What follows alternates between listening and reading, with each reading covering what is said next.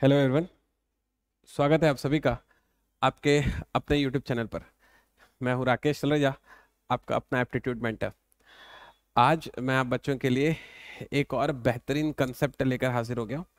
मेरे साथ रिलैक्स होकर इस वाले कंसेप्ट को थोड़ा सीखने की कोशिश कीजिएगा, ठीक है। आज जो अपना जो कंसेप्ट है ना बच्चे लोग, वो मैथ्स और इंग्लिश पर नहीं है। आज जो कंसेप्ट है ना, वो बेसिकली आउट ऑफ कंटेक्स्ट है। इसका मतलब हाँ, सिलेबस का पार्ट है। वो है ज्योग्राफी पर। और आज के जो कंसेप्ट की जो हेडिंग है ना, वो है लॉन्गिट्यूड्स, ठीक है। भूगोल का कंसेप्ट मैं आपसे शेयर करने वाला हूँ। इसे हिंदी में दरअसल हम लोग ना बच्चे लोग देशांतर रेखाएं कहते हैं। इसे हिंदी में हम लोग कहते हैं देशांतर रेखाएं। अब मेरे ख्याल से ना आपने सुन रखा होगा कि ग्लोब में ग्लोब में एक एक डिग्री के गैप में बहुत सारी देशांतर रेखाएं खींची गई हैं, कुछ इस तरीके से। ऐसा आपने इस वाली चीज को सुन रखा होगा। तो ये जो देशांतर रेखाएं हैं ना, पूरे अर्थ में एक एक डिग्री के गैप पर खींची गई हैं। तो आपके लिए एकदम सीधा क्वेश्चन एग्जाम में ये आ जाता है कि अगर मैं एक एक डिग्री के गैप में इस तरीके से देशांतर रेखाएं खींचने निकलूं, तो मैं कितने लॉन्गिट्यूड्स ड्रॉ कर सकता हूं पूरे ग्लोब में, कंप्लीट ग्लोब में। आप इसका आंसर मुझे चैट सेक्शन में बताइएगा। मैं नेक्स्ट वाले वीडियो में आपको इसका जवाब दूंगा। और मुझे उम्मीद है आप सारे बच्चे लोग इस वाले क्वेश्चन का जवाब दे सकते हो। आपको ये बताना है कि जब एक एक डिग्री के गैप में इस तरीके से हम लोग लॉन्गिट्यूड्स खींचने निकलेंगे, तो पूरे ग्लोब में टोटल हम लोग कितने लॉन्गिट्यूड्स ड्रॉ कर लेंगे। इसी वीडियो में आने वाले समय पर मैं इसका आंसर दूंगा। आप फटाक से आंसर चैट सेक्शन में दे दीजिएगा। आगे बढ़ते हैं। तो बेसिकली ये जो बच्चे लोग जो लॉन्गिट्यूड्स होती है ना, ये ना दरअसल समय निर्धारण का भी काम करती हैं। इन लॉन्गिट्यूड से ना हम लोग दरअसल समय को निर्धारित कर पाते हैं कि किस जगह पर क्या बज रहा होता है, क्या समय हो रहा होता है। दरअसल जब आप सोचेंगे, एक बार बस एक एग्जांपल लेकर बता रहा हूं कि भारत के नक्शे के बारे में, है ना। ये दरअसल ग्लोब है, तो कहीं ना कहीं इंडिया भी होता होगा। तो ग्लोब में ये नॉर्थ है, ये साउथ है, ये ईस्ट है और ये वेस्ट है। एग्जाम में एकदम सीधा आने वाला क्वेश्चन है कि ग्लोब में इंडिया की लोकेशन क्या होती है। तो ग्लोब में इंडिया की लोकेशन होती है बच्चे लोग नॉर्थ ईस्ट, ठीक है। नॉर्थ ईस्ट वाले इलाके पर इंडिया पाया जाता है, इंडिया उपस्थित है। अब जो इंडिया है ना, उसके पश्चिमी भाग और उसके पूर्वी भाग से जो देशांतर रेखाएं बोल गुजरती हैं, उसे हम लोग भारत का देशांतरीय विस्तार, मतलब कि लॉन्गिट्यूडिनल एक्सपांशन कहते हैं। तो एक रफ डायग्राम बना देता हूं इंडिया का। लेट्स से ये एक रफ डायग्राम है इंडिया का। तो एक देशांतर रेखा होगी जो इसके पश्चिमी भाग से होकर जाती होगी, और एक देशांतर रेखा होती होगी जो इसके पूर्वी भाग से होकर जाती होगी। ये दरअसल इंडिया के वेस्टेस्ट पार्ट से होकर जाने वाली लॉन्गिट्यूड है, और ये दरअसल इंडिया के ईस्टेस्ट पार्ट से होकर जाने वाली लॉन्गिट्यूड है, ठीक है। तो इन दोनों का ना आपको ना डेटा याद रहना चाहिए कि कौन सी लाइन, कौन सी लॉन्गिट्यूड जो है भारत के पश्चिमी भाग से, वेस्टेस्ट पार्ट से होकर जाती है। तो you should remember that that is 68.7 degree east. East में इसलिए कह रहा हूं, जरा बात को समझो। ये मिड वाली लाइन है, इसके पहले वाली वेस्ट है और इसके बाद वाली ईस्ट है ना। तो ये सारी लाइनें जो है ईस्ट है। तो ये दरअसल ईस्ट में ही लाई कर रहा है इंडिया, एक तरह से नॉर्थ और ईस्ट वाले साइड पर लाइन कर रहा है। तो जो भी लाइन उसको क्रॉस करती होंगी ना बच्चे लोग, वो हमेशा ईस्टर्न लॉन्गिट्यूड होती होंगी या फिर पूर्वी देशांतर रेखाएं होती होंगी। और जो पूर्वी भाग से, पूर्वोत्तर भाग से जो होकर निकलती है, उसका डेटा होता है that is 97.25 degree again east. तो आपसे पूछा जाएगा एग्जाम में, बहुत ही एग्जाम में एकदम सीधा आने वाला क्वेश्चन है कि भारत का देशांतरीय विस्तार कितना है। तो भारत के पश्चिमी भाग से 68.7 डिग्री पूर्वोत्तर देशांतर रेखा होकर जाती है, और उसके पूर्वी भाग से 97.25 डिग्री पूर्वोत्तर देशांतरीय रेखा होकर जाती है। तो ये आपके एग्जाम में आने वाला बहुत ही सीधा सवाल है। ये आपको याद होना चाहिए, ये डेटा आपको याद होना चाहिए। ये भारत का मैंने आपको लॉन्गिट्यूडिनल एक्सपांशन बता दिया, मैंने आपको भारत का देशांतरीय विस्तार बता दिया, ठीक है। लेकिन यहाँ पर ना सीन बस खत्म नहीं होता है। इस पर ना एग्जाम में एक और क्वेश्चन बनता है कि भाई भारत के ईस्टेस्ट पॉइंट में, ये ईस्ट है और ये वेस्ट है, तो भारत के पूर्वोत्तर भाग और पश्चिमी भाग में समय में कितना अंतर होता है। एग्जाम में आने वाला बहुत ही सीधा सवाल है। भारत के पूर्वोत्तर और पश्चिमी भाग, पूर्वोत्तर और पश्चिमी को ना नाम दे देता हूं तब आप आराम से समझ पाओगे। पूर्वोत्तर है अरुणाचल प्रदेश और ये है गुजरात।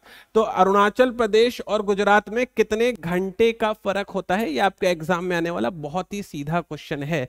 तो अब अगर मुझे ये जानना होगा कि अरुणाचल प्रदेश और गुजरात में कितने घंटे का फर्क होता होता है, अगर मुझे ये जानना है तो एक मस्त कंसेप्ट आपको आज इस वाले वीडियो में मैं शेयर करने वाला हूं। मेरे साथ वीडियो के पूरे एंड तक बने रहिएगा, मस्त जबरदस्त वीडियो होने वाला है आप बच्चों के लिए, जरा समझना। मैंने आपसे सवाल पूछा था कि ऐसे कितनी देशांतर रेखाएं पूरे ग्लोब में खींची जा सकती हैं, तो 1 डिग्री में एक, तो पूरा घूमूंगा तो आएगा 360 डिग्री, तो हम लोग 360 लॉन्गिट्यूड्स पूरे ग्लोब में खींच सकते हैं। 360 लॉन्गिट्यूड्स मैं पूरे ग्लोब में ड्रॉ कर सकता हूं, 360 देशांतर रेखाएं पूरे ग्लोब में खींची जा सकती हैं। कंफर्टेबल है? अब अगर आप पूरा एक चक्कर घूम गए तो 360 लॉन्गिट्यूड खींचकर चले आए, कंफर्टेबल है? ऐसी ब्लैक वाली लाइन 360 खींचकर चले आए। और अगर पृथ्वी अपने अक्ष पर एक चक्कर घूमती है, ये बात मानते हो, तो पूरा एक दिन हो जाता है। अगर पृथ्वी अपने अक्ष पर एक चक्कर घूम जाए तो पूरा एक दिन हो जाएगा। और एक दिन में कितने घंटे होते हैं? एक दिन में 24 घंटे होते हैं। मानते हो तुम इस वाली बात को? एक दिन में 24 घंटे होते हैं। तो इस वाली बात को स्वीकार करते हो क्या कि एक तरह से 360 डिग्री 24 घंटों के बराबर होती है? 360 डिग्री 24 घंटों के बराबर होती है। अगर मैं इसको थोड़ा सा सॉल्व करूं तो 1 डिग्री बराबर मैं लिख सकता हूं 24/360। एग्री?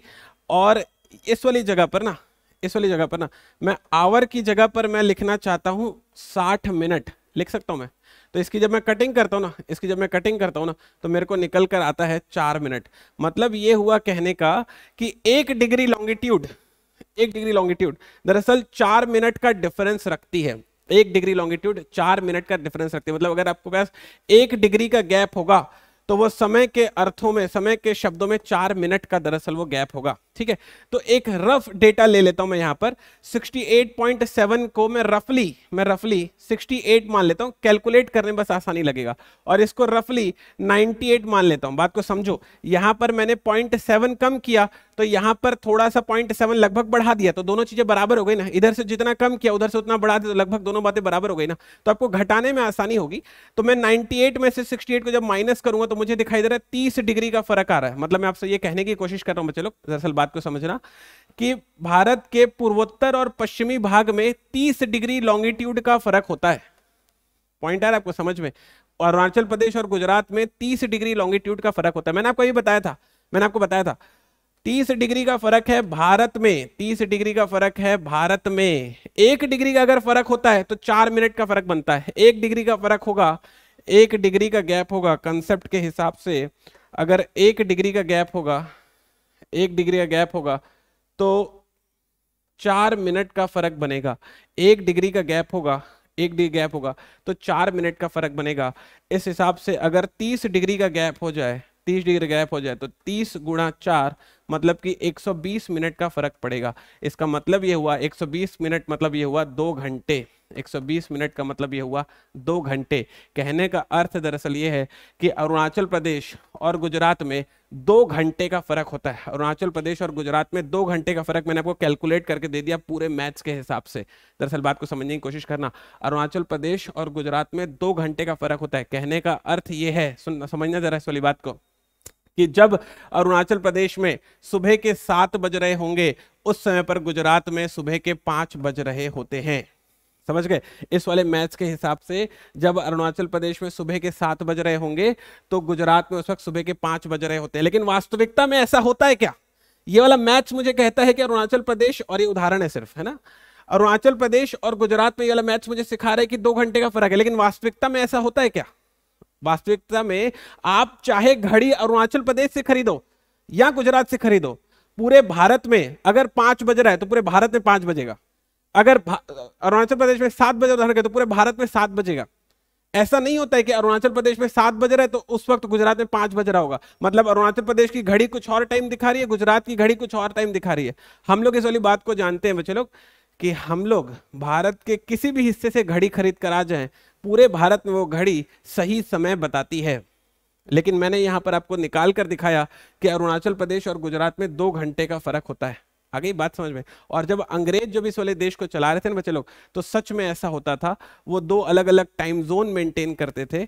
आजकल कई ऐसे यूरोपियन कंट्रीज हैं जैसे रशिया हो गया, अमेरिका हो गया, इसमें अलग अलग टाइम जोन है। मतलब अलग अलग टाइम जोन कहने का मतलब है कि वो लोग ने अलग अलग अपने लिए समय जगह जगह के हिसाब से निर्धारित किए हुए हैं।